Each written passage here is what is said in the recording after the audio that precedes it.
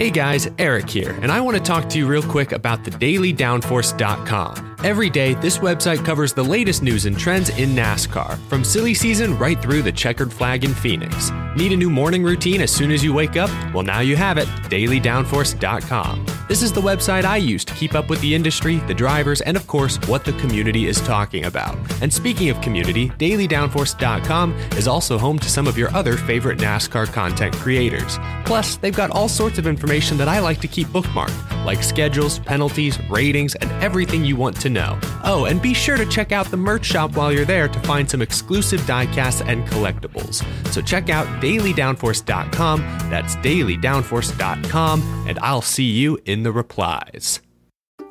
Hey y'all, Rick Houston here, and I want to tell you about my new show, the Moonshine and Motorsports Racing Podcast. I've partnered up with the state of North Carolina Department of Natural and Cultural Resources to help uncover the history behind moonshining mountain boys, professional wheelmen, and the backwoods and city lights of the Tar Heel State. In the first episode, I sat down with Winston Kelly at the NASCAR Hall of Fame for a little behind-the-scenes gossip about Junior Johnson's engineering skills. He's got two things in his hand, pipe wrench and channel lock pliers, and they weren't new. They had been around the block a time or two. Wasn't the first steel they built, I bet? No. I think the pliers had been red before, but paint had worn off. And in the second episode, I talked to a professional hillbilly, a.k.a. Dr. Daniel Pierce of UNC Asheville, to find out the real history of moonshiners and their battles with the revenuers. He wrote about one of his experience of trying to chase down this bootlegger in this souped-up car, and he complained that the government gave him these piece of crap, cheapo cars, and that were really no match, but he thought he was doing pretty good, and then the guy just hits it and just takes off and practically disappear. But then the guy makes a bootleg turn and comes back towards him. And as he said, it was a game of chicken, and I was the chicken. And so he ran off the road. And actually, he was the guy who caught Junior Johnson at his daddy's steel when Junior got tangled up in a barbed wire fence. So check out the Moonshine and Motorsports Racing Podcast, available on YouTube, dailydownforce.com, and all of your favorite podcasting platforms. And be sure to check out my regular show on NASCAR history, the Scene Vault Podcast.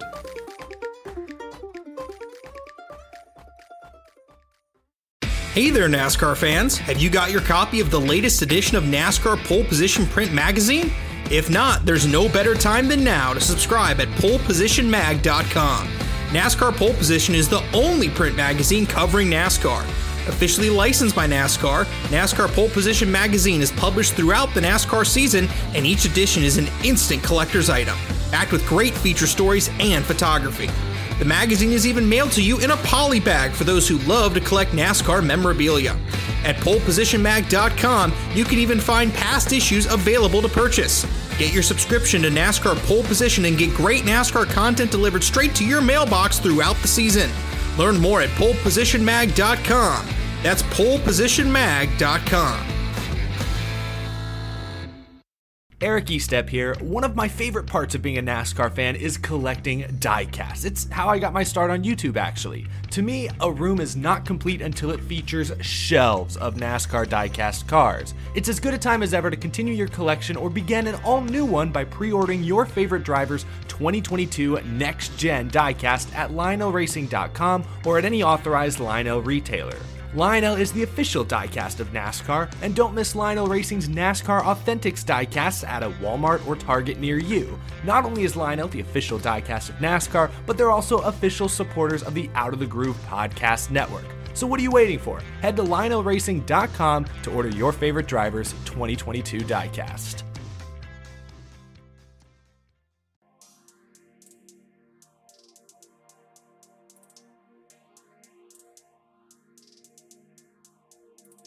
Hello, folks, and welcome into the next episode of Next Gen Creators, a daily downforce podcast where we talk about the next generation of NASCAR content creators. Joshua Lepowski here with you today, and be sure, folks, to Give us a follow on social media at Twitter at Daily Downforce, Instagram at Daily Downforce, also at dailydownforce.com for some great daily NASCAR content every single day. We have brand new NASCAR content for you on dailydownforce.com. Be sure to head over there, give us a follow, and also send us a message on Twitter as well. Direct messaging on Twitter is open. We can respond to you quickly and maybe give us some interesting story ideas. That would be a ton of fun. Meanwhile, today's episode of Next Gen Creators, we are going to be bringing on Jaret Lundburg, the Iceberg. And Jaret today talks about his story in NASCAR content creation, how he got into the sport, becoming a Dale Earnhardt Jr. fan, and talking about just some of the relationships that he has created, how the NASCAR Weekly Podcast became a thing, and also a little bit about maybe kind of what he tries to do in terms of maybe presenting some contrarian opinions to probably help out and make the podcast and help make the sport better with some of those opinions that may be a little bit controversial. And at the end, he does discuss how important it is to him to really be true to himself in terms of what he says, and to make sure that he is there to provide good content for you, and to also make sure he's being true to himself and to what he believes and what he thinks. So without further ado, folks, Next Gen Creators coming up with Jaret Lundburg, the Iceberg.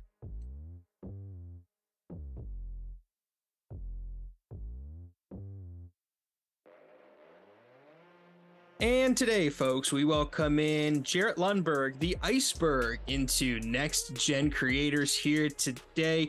Jaret wearing a Vikings hat, unfortunately an 0-3 football team as of the recording of this. Maybe things will be different when this podcast actually comes out.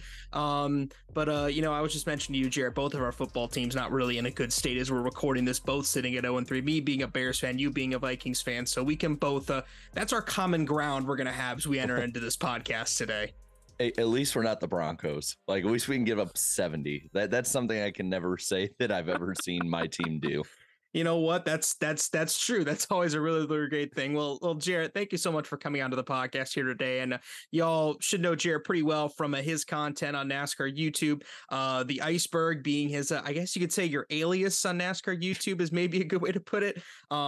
We have that. Also his work on the NASCAR Weekly Podcast alongside Eric Estep, Darian, and also Danny B as well. So, Jaret, I guess we should kind of start out with, how you got into NASCAR. And from what I understand, you kind of were born into a bit of a racing family, being a Dale Earnhardt Jr. fan growing up. So I don't know if you really had much of a choice becoming a NASCAR fan when you were growing up. Well, it was always around. Like that was the thing for me is I didn't get into it necessarily right away with everybody else as a 3-4-year-old. I don't know. I was like wanting to play in the dirt, grab worms, do anything but sit. But I always had Dale Earnhardt and Dale Earnhardt Jr. stuff everywhere. My grandpa in his garage, and it is like the ultimate garage. You can ask Darian and Danny and Eric Slapshoes. They've all been in there, and every time they go in, they just sit there with their mouth wide open, like, oh my God, this is amazing. But my grandpa was a huge Dale Earnhardt fan. He actually originally was a Marty Robbins fan. And then once Marty Robbins stopped racing and this kid named Dale Earnhardt started coming through, he rooted for him. And then once Junior came along, that was, the family just went from senior to junior after what had happened in 01. And I'd grown up with it. But one day, I don't know what it was that just clicked in my brain, but my grandpa had the 2005 Daytona 500 on. And I was like, no, let's sit down and watch this. Like, it's really cool sounding and looking, and bright colored cars flying around all near each other. I was hooked. Like, Junior most of the day had been running around 18th or so. Little known fact is I believe part of the suspension on his car was broken. So it makes it even more impressive that he went against Jeff Gordon, Kurt Busch, Tony Stewart, Jimmy Johnson, Martin, Rusty, anyone that a 7-year-old needed for hey, this is who you need to know in 05 NASCAR was up there. And it is to this day one of my top 3 to 5 races ever. I rewatch it every year, sometimes multiple times a year. But from that point, even though 05 sucked for Junior fans, I still watch it every week. I remember him winning at Chicagoland in that first year. I remember that because I think me and my mom had been up at his house, and he got off work and, did you see what happened? And he's like, no. I'm like, he won. It's like, that's the day I worked. The one day this year he won. But I just became more and more of a fan. And really, I mean, even through the bad years, I was used to it. You know, we talked about, I'm a Vikings fan, and I'm also a Cubs fan, Notre Dame fan. Like, disappointment is normal in sports. So I was like, well, this is par for the course. But I kept up with it into the 2010s. And I remember thinking about it in 2016 when he was still running well at the start of the year, but just bad luck was happening. It was clear at different points, a little bit of age was showing. And it kind of like occurred to me, I'm like, am I a NASCAR fan or am I just a Dale Jr. fan? And 2017 really tested that. You know, like after 2016 when he's out, comes back 2017. I can say this. I knew in 2017 that it was pretty much over when he didn't make an easy block in the duels. And I'm like, that's not Dale Jr. Like, that's just, he would make that block. But you know, going into 2018 after he retired, that's sort of when the channel came along. But it's been a fun journey just because of everything family wise around it. I mean, most families have Super Bowl parties. My family had Daytona 500 parties instead. Yeah, I can understand that. Of course, when you're also coming into that like age where, you know, your favorite driver is retiring. I mean, I can attest. I mean, I was a Jeff Gordon fan growing up. So, you know, when Jeff Gordon retired at the end of the 2015 season, you know, I mean, I don't know if I ever really had like a moment where I was wondering if I would never be a NASCAR fan, but that was kind of tough to spend that first year and not having the guy you're used to rooting for out there on the track, especially when it has the connection that you do in your family, especially without having any Earnhardt in NASCAR. I think aside from Jeffrey Earnhardt, there was no Earnhardt really in NASCAR that was competing for wins at that time either. So that had to be an interesting time frame for you. Yeah, it definitely was. I mean, I tried with different drivers. Like at first I tried rooting for Bubba Wallace, and then I think it was Ryan Blaney. My brother became a Blaney fan. He had become an Edwards fan. And I remember because at the end of the 2016 season, he's like, well, they'll always be next year. And then I had to call him that day, like while he was at school, and tell him about the Edwards thing. But he became a Blaney fan. He still likes Blaney. He doesn't watch really as much. But so I tried being a Blaney fan, didn't really work. And at that point, I just started rooting for the stories and the cool stuff going on. And that's like the biggest piece of advice that I've had to give a lot of fans who I've talked to, especially at the track, because you've had guys like Jimmy retire and Harvick and just all these other drivers retire. And they're like, I don't know what to do. Like, you're a junior fan. How'd you do it? And I'm like, the first year's the hardest. Like that first year you will feel like, especially like I was lucky that I had Junior at least on TV on NBC every week. But a lot of fans don't have that. And getting through that really first half of that first season, that pit of just like, I don't know who to root for. Like, this is not nearly, it's not going to be as compelling. I just tell people that, like, just expect every even good race to be boring for you. And 2018 was not the greatest year to start out with how bad that year was. But I just started rooting for the crazy things that happen. And it helped having the channel and having the podcast. And, you know, I needed good things to happen and crazy things to happen to talk about. But that's really what helped for me. And now, you know, I got my fiance. She's a Denny Hamlin fan. So she knows like all the ups and downs of it and everything. And my brother with Blaney, like I said, so there's some that I'm like, oh, cool, they won. Like, this person will be happy. Like, I like that. You know, Danny with Alex Bowman, like Danny, I think is the only one of us on the show who've got a driver latched on and stuck to that driver. The rest of us just couldn't do it. Like Eric kind of has Eric Jones. Darian kind of bounces around a little bit, like Bubba sometimes, and sometimes like other guys like Blaney, whoever. I'm kind of like that. Like, I'm kind of jealous of Danny because he keeps getting to have that cool experience. Mm-hmm. Yeah, I can relate to that. That makes sense. I mean, like I said, I mean, I kind of to an extent struggled. Like, like I had drivers that I did follow and I did enjoy when they won and stuff like that, but it wasn't quite the same as when, when I was a kid and saw Jeff Gordon win a race or anything like that. Like you could say, I mean, of course I do have at least the 24 cars still on track and Jeff Gordon's still there. And I will say I did go to Liberty University, so having William Byron to root for there for a few years was nice to have. But obviously, yeah, I can understand that. So as you mentioned, YouTube was kind of the thing that helped you to an extent, kind of get you through that little pit in that 2018, 2019 period. So how did that come about? And as you mentioned, 2018 particularly, I remember the first half of 2018 particularly was not the most exciting NASCAR season of all time. It was just the parity in the sport was in a bad place at that point. So just how did this channel come about? And were there any struggles trying to go through what was, quite frankly, not a very exciting NASCAR season?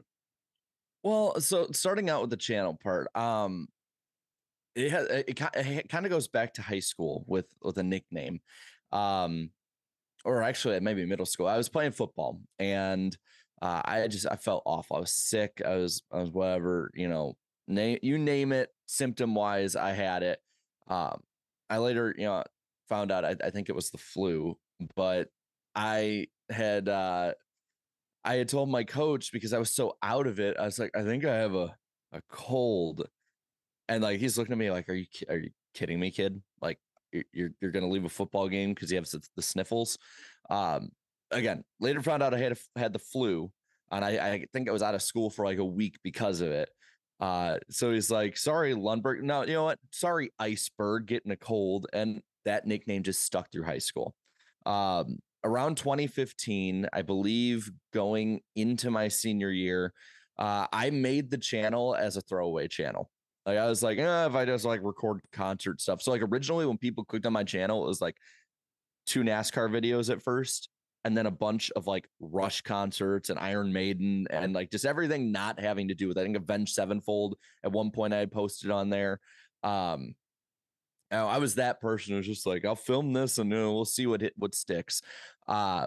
And I just let it sit there for a while. I think I made like one video about how I thought NASCAR fans were getting screwed with commercials, and other things like that, things that we still complain about today. And I think I made like maybe one other one. And I really never thought about it. I'm like, oh, whatever, it got like 100 views, that's cool. 100 people heard my voice. And then I want to say 2017, I went to a Cubs game with my family. It was actually the same weekend, I believe, because it was the next day. It was the same weekend into Monday of the 2017 Brickyard race, because all day we were going places to Chicago, and my grandpa's asking me how's the race going? Oh, it's still at 40, and it's like we're going to a place at a restaurant at night. It's dark out. Well, how they doing? Oh, they're still got 40 laps left. It's still going. But I checked my phone, and I'm like, what the hell? I'll check, see how that channel's doing. Maybe one of those videos finally caught on. And I look, and I think I had 30,000 views. And for me, someone who the most I've ever seen was a few hundred, I was like, what? People liked it, and I can't even watch back on it because it's how bad it is compared to what the standard is now. But that really kind of opened my eyes for it. I was watching a lot of different genres of YouTube at that time, whether it was finance YouTube, or sports YouTube. I know that's around the time Tree really started coming up through the ranks and 5 Points. And even the Spare, and I'm completely out of watching any of it now, but the Spare political video here or there, and I saw different things that each community was doing, and I didn't want to bring the subject matter, but I would see how some of them would do live streams with different people and bring their community together through live streaming, and others, would talk about certain things, and it would seem very easy to edit it, whether it was a person on camera, a person behind the scenes. And so I was like, Junior's retiring, and I don't have a plan to watch. This time, I think I'm working in a grocery store. I'm in community college. I have nothing really big I'm looking forward to. I'm like, let's just start this pet project. Like, let's see where it goes. I ordered, I think, a Blue Yeti mic and like a $20 camera. That it was not good. It was not a good setup. Actually, me and my fiance last night before bed watched back on one of the season 1 episodes around this time. Man, it was way different, to say the least. It was the difference, and the amount that all 4 of us have come is amazing. But I sent an email to Danny, and him and I decided we're gonna do a post-race live stream to the 2018 Daytona duels, and we did it. We went on there. We're all excited, like, Danny's channel starting to take off. I'm about to do my thing. Danny promoted it pretty well on his end, and we click on, go live, and I believe we peaked at four people. And 2 of those were our phones making sure the stream worked. Another was my mom, and I think another might have been his wife, Claudia. There was like, I mean, you like, usually when you see the live stream marks, it's like zigging and zagging up and down a little bit for viewership. When you see the chart, it was like up, over, down, over. Like it was in hindsight, if I had the mindset I had now, it would be way tougher, I would have to say. But we're like, you know what, let's just like stick to it for a bit. A couple weeks later, Danny brought on Eric, and we were on Eric's channel 1 week, and then we started to really get the ball rolling. I had sent an email, or actually at the time it was DMs. YouTube used to have DMs, and I had sent Darian a DM, I think at the end of February, start of March, and he didn't get back to me because I think he was like on spring break and then like going around the country for some stuff or something, or traveling. He didn't get back to me till like the middle of April, and at that point he's like, "Hey, is this still open?" We're like, "Yeah, come on, man, come on." And he ended up becoming a host, and we just sort of went from there. Wow, that's pretty incredible how everything just kind of like came together kind of at this point, and everything and it's evolved a lot over time. You're talking podcast specifically, but that's evolved a lot over time. And YouTube has evolved over time for you as well. As I was looking back, the first video I look at with you that really seemed like it blew up, at least from my perspective, which is a video that I've watched and I actually enjoyed, was your Wicked Witch of the South video about Teresa Earnhardt. And I can see you laughing about that. So I know you, a junior fan, have some very strong opinions, understandably, about Teresa Earnhardt and how she ran DEI basically into the ground, for lack of a better term, over the last few years of that. So, walk me through the process of that video, because that's a video that I think probably introduced a lot of people to your channel and to your content. Yeah, that one. That for me, that one always kind of changes like how I think of that video. Like I think a lot of the same things. But I had always, ever since the 2007 deal with Junior and Teresa, and just the whole DEI saga, which I think that I still to this day, if her lawyers ever allowed, I think someone should make that into a movie. Because it was like a Shakespearean tragedy of a race team. But I had always had very strong opinions, yes. And around the end of 2018, I was like, should I? I was scared. Like, everyone has this weird thought that they're going to get sued if they talk about her name. And I had that too, because I had just no experience with it. And I'm not saying everyone should go out and make a hit piece or whatever. Like, I would not have made that probably like 2021 on. But I had very strong feelings on it. I was, starting to get the ball rolling with videos. Like, it was going from like a couple hundred watching videos to a couple thousand, sometimes to 10,000. I'm like, what the hell? Why not? I'll give it a shot. Let's do it. I made it. I made sure to cite every source. That way, like, if anyone came at me, whatever, I would not have to worry about it. And I released it, I want to say during Speed Weeks of 2019, which I didn't know the algorithm at the time. I didn't know fans' viewing habits. I didn't know any of that. I'm like, Teresa video. People should probably will see that. I remember I released it and I went to my classes that day and I went to bed. And I woke up the next day and it had 30,000 views overnight, which even today, if a video of mine gets 30,000 views overnight, I'm like, all right, it's pretty well performing. But at the time, I think I had less than 2,000 subscribers. I was blown away. And I went home and I like bragged and showed everybody. I'm like, look at this. This is so cool. And the weekend just kept going and it just kept going up. And I'm like, and I hit 100,000 and 200,000 and 3 and 4. And at the time, especially when it came to just covering NASCAR stuff, like stop motion, Eric had it really well and did really well with that. And that had like millions of views. But when it came to just talking about NASCAR subjects, it was really, really rare for anyone to get, hundreds of thousands of views. And nonetheless, somebody who's a nobody, like, because I really, I don't see myself as some celebrity even now or anything. Like, I know people know who I am, but like then complete nobody.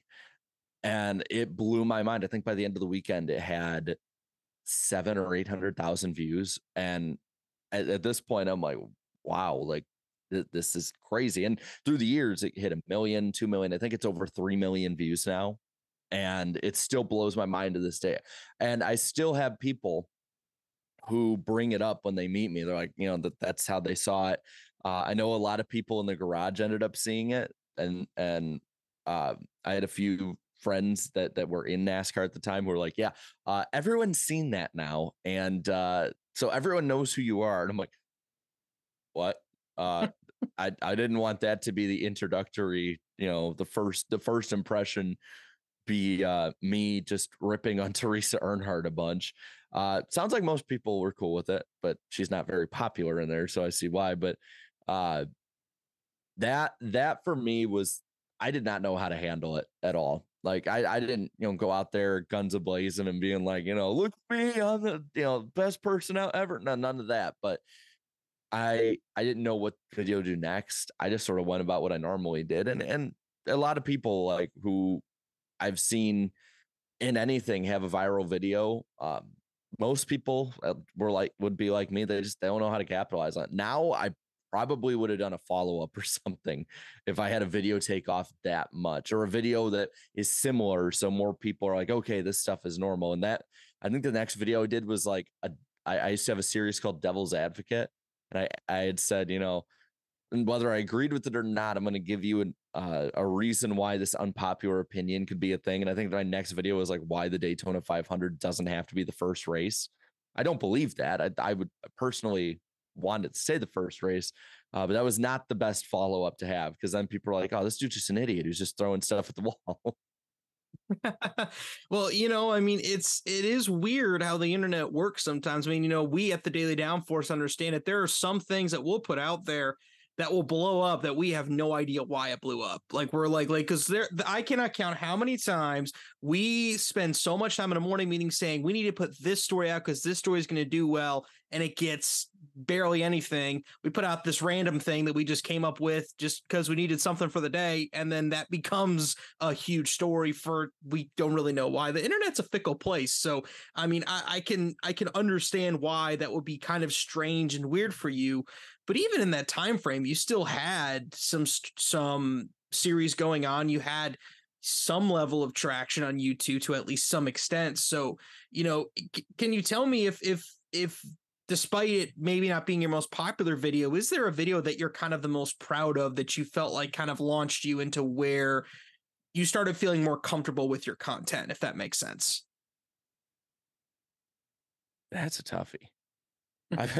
I'm kind of in the boat Erickson. We put so many videos out. Sometimes it's like hard to remember just which ones, but I'm trying to, there's been a few. I mean, there's some like proud of, or ones that I like. I think my favorite one I did early on was the 2001 Pepsi 400 video. I think I had like Lord Huron's The Night We Met, a piano cover in the background. And it just, to me, it was, the subject matter was really fun with it.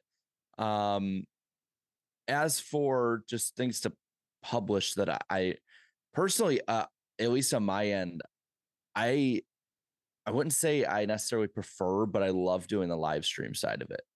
And when we can nail a stream, whether it's the podcast or a post-race stream or anything like that, when we nail it, it is probably my absolute favorite thing. So then maybe not even on my channel per se, but just the setup, the execution, and the reaction to getting Steve Phelps on. I believe that might have been on mine. We had Steve Phelps and Mark Martin within 3 weeks of each other. And that whole period behind the scenes too was nuts. Because like that 2020, 2021 period, the pandemic, going out of it, it was so difficult to keep everything in order because so many schedules were changing and drivers could just pop on Zoom and change schedules willy-nilly and just send the notification to everyone. And getting those two things set up, and again, the reaction, the craziest part was having articles and tweets written about the show, especially when they had Phelps on, because we asked him different questions about whether it was the next gen or at the time the Bubba Wallace deal at Talladega, or talking about just anything in general with NASCAR, and seeing like our names in publications that we grew up watching, reading, listening to, whatever you may be.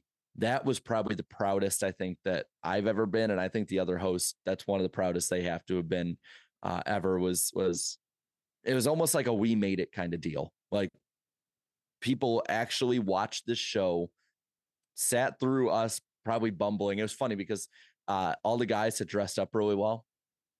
And then there's me in my grandpa's 110 degree garage wearing a Jocko Flacco t-shirt.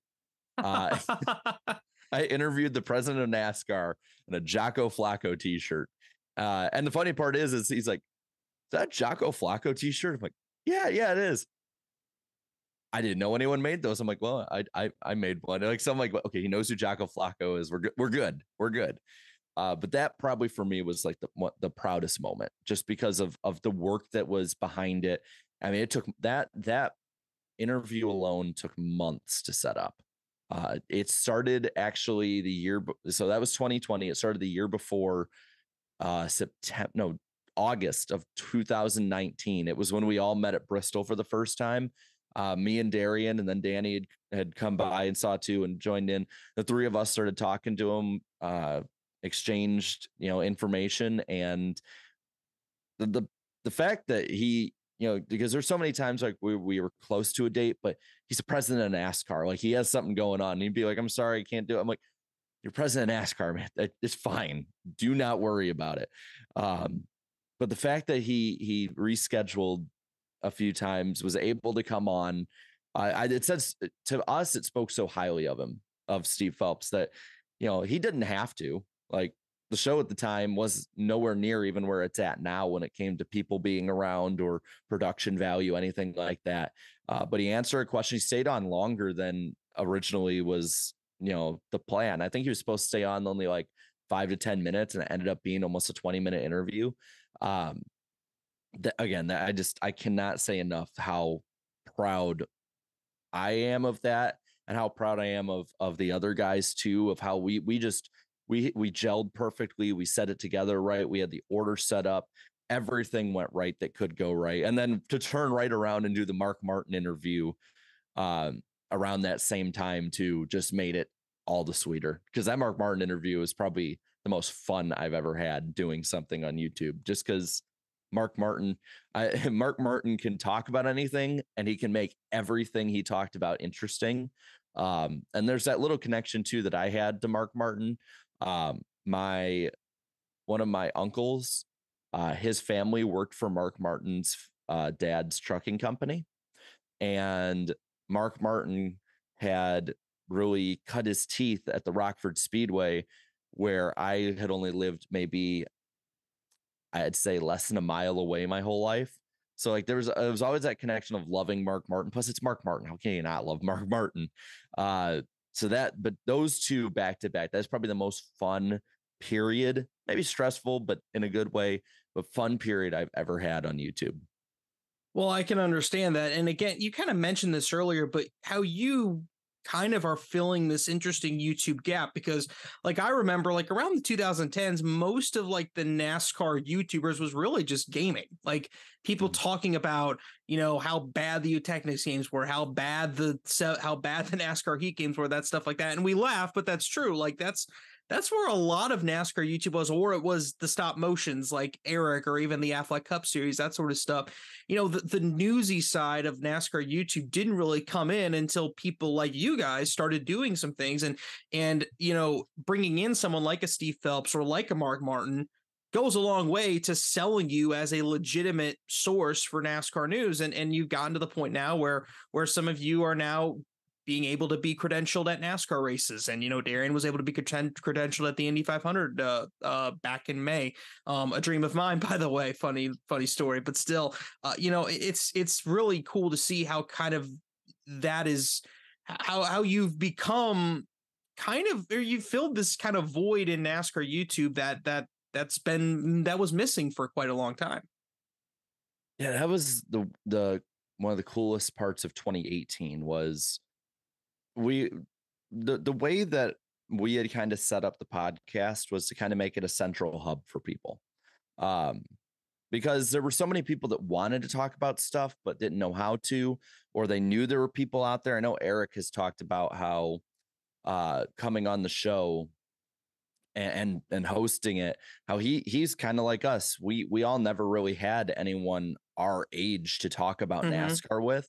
Yeah. And so it filled a void for all of us too. But then, you know, we had so many different guests come on, pretty much anyone on the NASCAR YouTube side. We got everyone together. At that point, we had the meetup at Bristol, everything like that. It was cool because our show was actually the face reveal for Slap Shoes when we had him on the first time. Like, oh, really? He'd never shown his face. I believe the promo video for it is still on his channel, where he was like super excited to be on, and he promoted being on, and it's like, this will be my unofficial face reveal. And I'm like, really?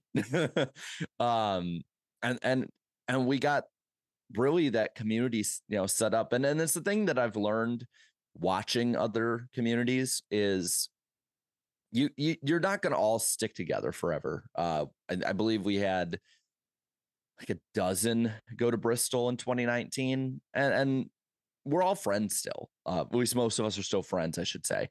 But we knew that, like, if we can get everyone together and we could at least, even if we all kind of drift apart and do different things, we can still ask each other to help each other out and stuff like that. Like, we'll all rise with the tide. And it was amazing too. And I will always tell this part of the story is, one of the moments I knew that we had like something really special with everyone together was at Bristol in 2019 when we all were there. Slap had flown in. He's like, you know, I'm gonna be flying in. It's been a long week, but you know, it's gonna be difficult. And I'm thinking, you know, well, he's probably just flying in from South Carolina. He's probably had a difficult week at work. He's flying in Saturday. So my idea was like, oh, he's just been working all week. No, he had flown to Bristol from Japan on like I think he had flown over into Charlotte and then flown to Nashville or something like that and drove to Bristol. So this man flew halfway around the world to be at this race with all of us when he did not have to. And I'm like, all right, like, we got something really cool set up here. When then we started getting the news stuff rolling, once we started getting those opportunities, and it really, like, that's part of the reason too I jumped on is in 2018 is I'd noticed, like, you know, Eric had started out of the groove at that point, but it was still in its infancy. Other than Eric, there was really no one at that time. If I'm not mistaken, I think even David Land had still been doing game stuff mostly. David Land, I think, was still he was still primarily IndyCar, and I think at that time too, he was not really on the good side of the NASCAR fan base because he had just made his 2018 Daytona 500 rant video. So I don't know if he was on the good side of the NASCAR fan base at that time, if I remember correct. But he was not the most popular, but I know he did a lot of game stuff still at the time. So the news side was not built up. And we're like, well, nobody's doing a live show on YouTube. Why don't we try it out? And that was the cool part of it too, is we were able to bring on people who were unpopular. Like at one point, Darian called out David, and we had obviously Darian as a host, but we had David come on and they had a debate. But we all became friends through it. And, David, I think David still has his strong takes on NASCAR, and I might agree or disagree. I respect his takes though, because I know where he's coming from and I know he knows what he's talking about too. But he's definitely, I think, better viewed in the community now than he was then. If you ask people in 2018, I would say David was probably the most hated YouTube personality. But a lot of it too, and he wasn't wrong about a lot of the stuff he said back then. I think that's the part that people didn't like, is he said a lot of inconvenient truths that people did not want to hear at the time. Yep. I think he was wrong on some stuff too, but I don't think you're wrong with what you're saying. If it helps out, I think you're pretty accurate in everything you're saying about it. But yeah, we that was another really awesome experience with this is using what we created to bring people on with differing opinions. And now I think, every year we do something with David, whether it's a show or something in person. So that I think that's the part that we like the most, or at least working together with different people was one of the things we like the most. Is you're able to bring people on, or your own opinions on, that are not popular. I mean, there's plenty of opinions I have that are not popular with both our base and my base, as well as just NASCAR fans in general. I mean, my base overall likes the playoffs and stage racing and all the changes, and the 2017 changes and the 2014 changes. I'm very old school. Like, I go around with a Winston Cup hat. I like full season points formats. Me and IDK player recently did an iRacing league, the NR Cup series, and drivers asked for playoffs, and that was our big no. Like, we are not doing playoffs. That's just the opinion I have, and I know that it's getting more and more unpopular to dislike the playoffs, because more and more fans are coming in, and this is all they've ever known. They see a full season format and immediately think, oh, Matt Kenseth 03. They don't think of 2002 or 1992 or any of these amazing championship battles that that old format had. And I don't blame them. Like, that's really how it's been built. And, you can't deny the playoffs have made crazy things happen and major moments. I mean, the Hail Melon, I think the first thing I said with the Hail Melon afterwards, when I did my post-race stream, was, this will be the reason that the playoffs stay for the next 20 years, because they finally got their moment. It took 20 years to get this crazy moment that everyone in the world is talking about. They finally got their moment, and they are never getting rid of it. So I love that part of it. I love having the unpopular opinion and justifying it sometimes. Like, sometimes I'm able to justify it well, sometimes I'm not, but I love having that opportunity. Well, having that debate's a really good thing. That's what you need. I mean, you need that kind of like contrarian opinion to kind of give people some insight into, like, because sometimes if you don't hear it, then you don't realize what else is out there, because you're all just stuck on like what you have. And then you can hear somebody like maybe what you say, or even some of the stuff people like David Land saying it. And it forces you to think and make you really realize if, like, is what we're doing really the best thing for it? Is this the best thing for everything? And that makes sense. So I fully agree with that. Side note on the Hail Melon, I was there at Martinsville last year to see it. So nice. That was incredible. One of the best moments of all time. I find it interesting that speaking of the playoffs, I find it interesting that you like the season-long format, considering the fact that you became a NASCAR fan in 2005. So you grew up with the old chase format, which is what I grew up with. And probably, I would say, is probably the format I would prefer the most personally. But, I find it interesting that you like that season-long format. Can you expand upon why that's the format that you prefer? I'm curious to hear that. I like stuff being straightforward. I don't like gimmicks, and I don't like when you can tell something was made for TV rather than in my opinion, purity of the product. The chase is about the best, I will say. I don't mind the chase. Like, I actually like it. I like the 2004 to 2006 chase. When they added 2 spots in 07, it was a clear reaction to guys like Gordon Jr. and Stewart missing. And I'm like, we're just diluting it a little bit. Like 10 guys making it to the top 10 in points is always difficult. Top 12, still difficult, but not as much. Of course, we probably, I don't know what your thoughts are in 2013, but 13, we're starting and winning, have a lucky win here or there, and between 11th and 20th in points. Now you're starting to get it in luck. 16 guys, and anyone who wins getting in at this point, I'm out. I'm completely out. Like it's just, I like when things are difficult to make or difficult to do. Like that's why I think the Winston Cup format, the Latford system, in my opinion, is the most difficult system to win in, because you have to be good. The law of averages will not allow somebody to luck into doing well 36 weeks. And even the chase, 10 weeks, it's pretty difficult against the 10 best guys out there, or whoever was within 400 points. That never got used, but whoever was within 400 points of the lead, that the law of average is still very difficult, one, to make it that high up, and then two, to luck into it for 10 weeks. Yes, the guy who would have won with the full season format will probably never know, just because they race differently. I acknowledge that. But the system we have now, I mean, it does benefit being lucky. It's not the easiest still, and I will not say it's an easy system to win in. I will say it can be very luck based. You look at what could happen. You could run 15th all year, make it as the last playoff guy, or make it by winning. And more power to you. Winning is not easy, and it's very hard still to luck into a win. But you can be somebody like Bubba Wallace this year, who's been a 15th place guy, ran well the first round, has pretty good tracks this round, or ran well at Texas, has a good track coming up, and a track at the Roval he's not too bad at. And then the next three races, I mean, we've seen Dale Jr.'s last win was a rain win at Phoenix. I've seen rain wins before in person where the guy who should have won did. And I saw Justin Haley win at Daytona. Like we saw Justin Haley win at Daytona in 2019. And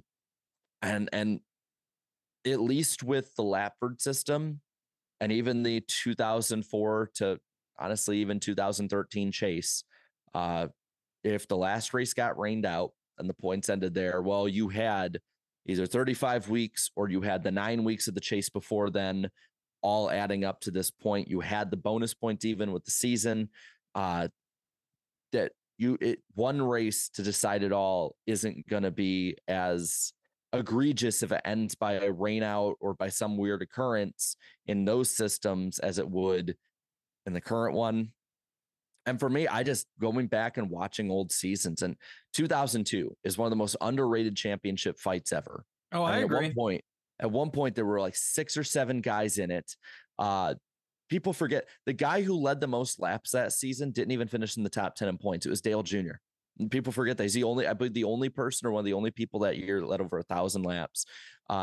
You had guys coming in that were championship contenders like Stewart, Martin, Kurt Busch at different points, Jeff Gordon, Jimmy Johnson as a rookie, Ryan Newman as a rookie.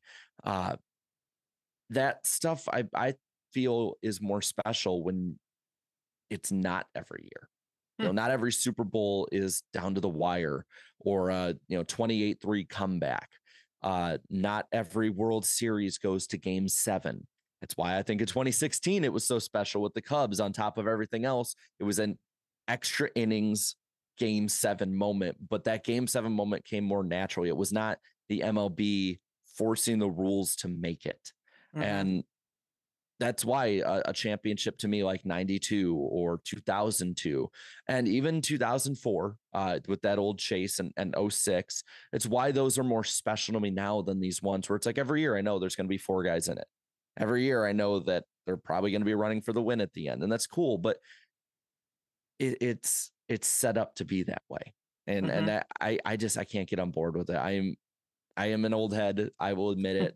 I know that my position is a losing position, but I'm still it's my hill and I'm dying on it. Well, but then again, we just illustrated the point, having those contrarian opinions are part of what helps, and I feel that having that healthy debate is good for the sport, because I think it can help, garner some interest in the fan base to going in a direction that probably could be more healthy for the sport. And I think that's a good thing. So, and by the way, I got to mention I'm a Cubs fan too. So 2016, very exciting for me as well. That was my birthday was Game 6. Oh, your birthday was Game 6, November 1st. That one where they were pouring it on. That was. Oh, I remember that. I remember I got a World Series jersey and a world, like the World Series hats and everything. So I was like decked out, and then that grand slam and everything. So and I can geek out on that all night. And then Game 7 was a heart attack. So yeah, I lost years of my life on that one. I did too. And so trust me, I can understand it. Thankfully, I woke up the next day. My mom went out that night and bought a World Series hat and a World Series shirt for me to wear to school the next day. I went to school late the next day because I had to stay up till like 2 a.m. watching that game. But so I know you can relate. That's understandable. Yep. I stayed up till like 5 that morning.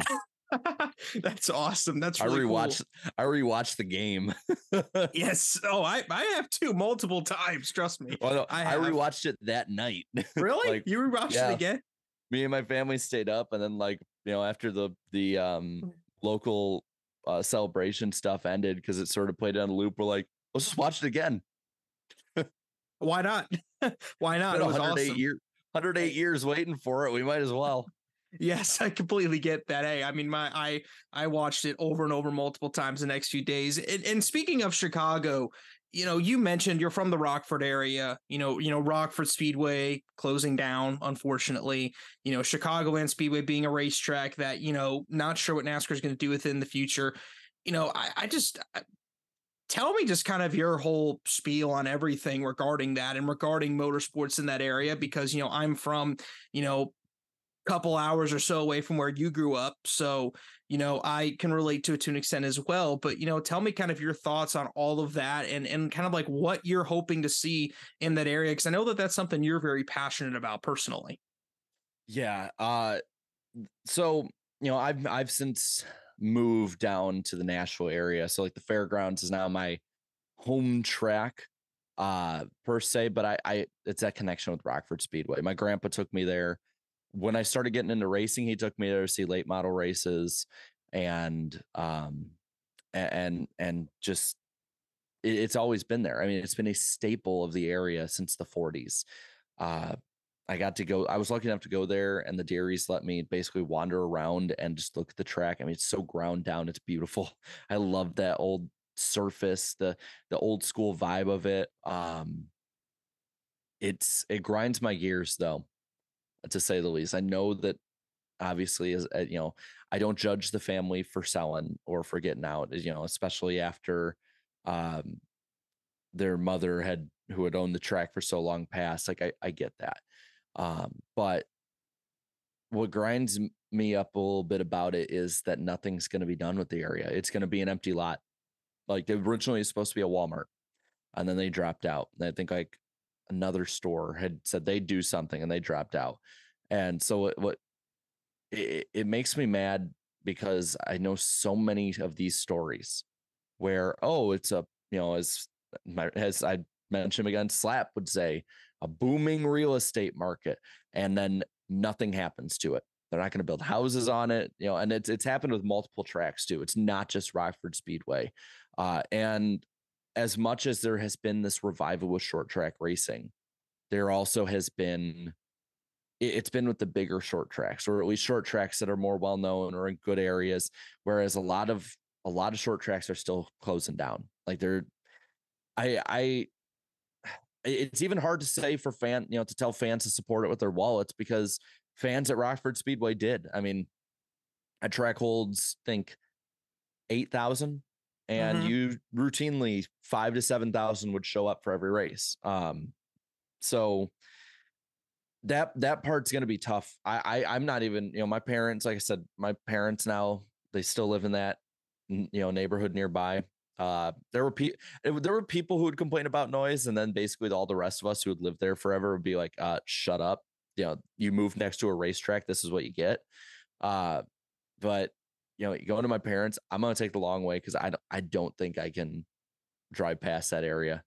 As for Chicagoland, I have actually been by Chicagoland a few times in the last few years. They just hosted I think it was a MotoGP race. It was like a playoff race. Something with like Supercross or something like that. I remember it. Yeah. I believe, at least from what my sources were, around 19 to 20,000 showed up for that. The area wants it. I know NASCAR. I can say this for sure, is that NASCAR and ISC have not left the area. The track is almost completely race ready. I've seen the track a bit, and I know people who have been there a little more, and that the track, might need a few places to have, some seams put in or whatnot. But the track looks great. I personally think Chicagoland will be back around 2025, 2026. Okay. The city personally, like, the street race is a great idea. I still, even though it was a success, I will say that ratings wise, attendance wise, it was a success. Bringing Shane Van Gisbergen in, there's no, I don't care how against it you are. Like, NASCAR accomplished all its goals and more with that. But I still don't think long-term Chicago's the right city. I think a city like Pittsburgh that has that kind of gritty feel, that, that working class feel to it, I think that's a better one. I think it connects more with NASCAR. And I, from what I've, heard and what the rumors were, sounds like Pittsburgh is more than happy to have them. Same with Denver. Denver seems more than happy to have them. Maybe we can have 3 Cheese sponsor that race in Denver. But I don't think it's going to last, just because Chicago politics and that's the thing, is I avoid politics with racing as much as I can. It's a thing on the podcast, like chat, do not bring up politics. But with street racing, it's an unnecessary, or it's a necessary evil, I should say, to bring it up. And I don't see the city after next year really wanting it, especially with the new mayor and them all in. Sounds like they're doing it next year. I hope it's as much a success next year as it is this year, because in my opinion, if this race is a success and can get more people in the city to want to go see more normal NASCAR races when they bring back Chicagoland, then those fans will come and hopefully support the track in theory. And more people, especially with NASCAR's attendance going up and fans seeming more willing to drive across the country to see the race they want to see, I have a feeling Chicagoland will be a big success those first few years. What they do there promotion wise or at the track, that's up to them. But they definitely need to do stuff there and up the ante. I have a lot of faith in the future of that track, though. Mm-hmm. I'm happy for that. The Midwest is such an overlooked area for racing. It's why I was so upset when Road America got taken off the schedule, because those fans are so diehard, and you gave their race. You gave Wisconsin fans, you took their race and you gave it to Chicago. Like that's just I told so many people, that's the biggest no you can do in the Midwest. Do not get in the middle of that Wisconsin-Chicago rivalry. Like, you took a bunch of Packer fan races. And again, I'm a Vikings fan, I'm no Packer fan, but you gave a Packer fan race to the Bear fans. So like, that's not a way that you're going to win over your Wisconsin crowd. And it feels like the Midwest has gotten a bit neglected for their spots on the schedule, and they need it. Like that's why I'm so happy that Iowa, it sounds like, is going to get a race next year, from the way that Chase Briscoe talked about it. And the rumors have been, these Midwest fans deserve these races. And us Midwesterners, we'll drive anywhere. Like, 4-hour drive, that's nothing. Like I went to an Avenged Sevenfold concert with Darian and my cousin goes to college up in Bloomington, Indiana. And I drove 4 hours up and 4 hours back. And then we drove her back right after the concert. Like, driving's nothing for a Midwesterner. Like, as a full-fledged Midwesterner, I am on that boat with you, buddy. From the Midwest, proud of it. Heck yeah. It doesn't matter what the drive is. And, I'll tell you personally, there is the hope for me for Chicagoland to come back, because, that's where I saw my first race. My dad and I, it was our yearly trek we would take every year from 2008 all the way up until 2019. And, it holds it's very sentimental to me personally. So I would love to see it back once again, because it's like, there's something about the place where you see your first race, and I'm hoping to see it back as well. So, Jaret, to finish off our conversation here, just kind of tell me, what's your kind of broad scopes idea for the future here as a part of your YouTube channel? That's the interesting part, because I feel like I'm gonna, there's ebbs and flows with YouTube, and right now I'm kind of like in like a little bit of a dip, and that's fine. That's how it goes. I'm wanting to make new stuff, and then I got a lot of stuff life-wise coming up that has changed how I view just life in general, my perspective on everything, and my perspective especially on the YouTube side of it. Obviously I want to keep doing videos, the podcast too. I love it. People keep coming in. The four of us keep having fun. There's no way that's going to stop. As for like new stuff, I've dabbled my toes a bit on the broadcasting side. Granted, iRacing to start with, but still, I do not discredit anything when it comes to that. I've been doing stuff with IDK Player. I'm probably going to be doing more iRacing commentary. Maybe do some stuff at the track as like a pit reporter for different stuff. I mean, Nashville's right down the road. I might as well give it a shot. Stuff like that, more at the track stuff. I want to kind of expand on it. I like upping the ante. I've become a showman. Like you can ask my family when it comes to 4th of July, like I have to have the biggest fireworks show in the neighborhood. Like that's just how it's going to be. I am going to get the 10-minute finale one. I don't care if it costs $1,000. We're going to make this work, and it's going to be awesome, and everyone's going to remember it. And that's kind of the mentality I'm going with YouTube on it. I would love to do live stuff at the track. My dream is to do a live podcast from the track, is to do one of the post-race shows I do from the track, and not just like on my phone, but like have an actual setup, have a stage, have fans in the background, like a NASCAR race day thing. That for me is, I just want to keep upping the ante and making stuff fun and having people. I want to have people continue to look at all of us and for a while and go, wow, I can't believe they did that too. Oh yeah, that's cool. Like anytime they're at the track, it always makes it better, kind of thing. That's what I want. It's a kind of a wide scope with it, but it's just trying those new things and doing things that I've helped do and others have done. Just keep pushing the boundaries in different ways and in fun ways. But I think the big one is like always kind of stay independent in some kind of way. I never want to be that person that people look at and they're like, oh, he's just doing this so that, he can get X, Y, or Z good thing for him. Like if I say the unpopular opinion and it screws me, I would rather, that's the goal, is I would rather one day, like when I have kids, I want them to look at their dad and see, that this person will say what they believe in. They don't care what, obviously I'm not going to say stupid things, like, repercussions for dumb things are even worse, but like, oh, I didn't get this, or like, it's difficult for something here or there, like sponsor wise or something, because I'm not going to agree with what everyone's saying. That's what I would want to be viewed by them as. Like, that's how I look at it, is, as long as I can keep doing something that people know I'm being truthful, that's 100% me, even if they disagree.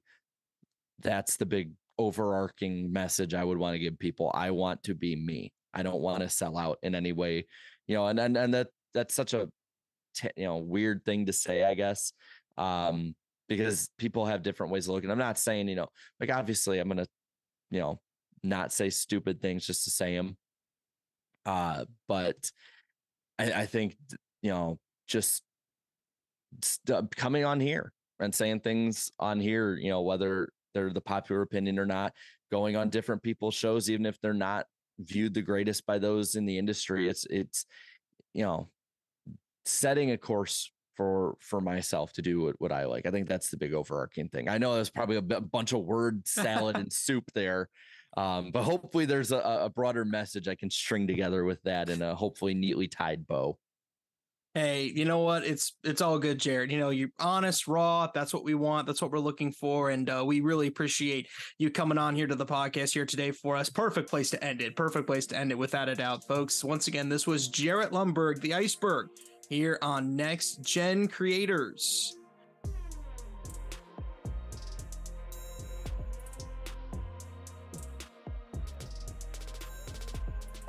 Wow, what an episode with Jaret Lundburg, the Iceberg, here on Next Gen Creators. Once again, be sure to give us a follow on social media at Daily Downforce, Twitter and Instagram. Also, dailydownforce.com for some great daily NASCAR content. All the Next Gen Creators episodes are on dailydownforce.com as well. Be sure to check that out if you want to see some of the earlier episodes we have with guys like Eric Estep, Darian Gilliam, Brock Beard, amongst others. Be sure to head over there if you want to get some more good content. But again, a really great episode today with Jaret, and a great way to end it, him talking about how important it is for him to really essentially be true to himself, and how important that is, and kind of his aspirations for what he wants in his YouTube life. And it was really cool to hear him discuss just how the NASCAR Weekly Podcast became a thing and how it has grown over the years. It's really been awesome to hear Jaret talk about all of that, and we're all very excited to see where Jaret goes from here. Be sure once again to check out dailydownforce.com for some more great content,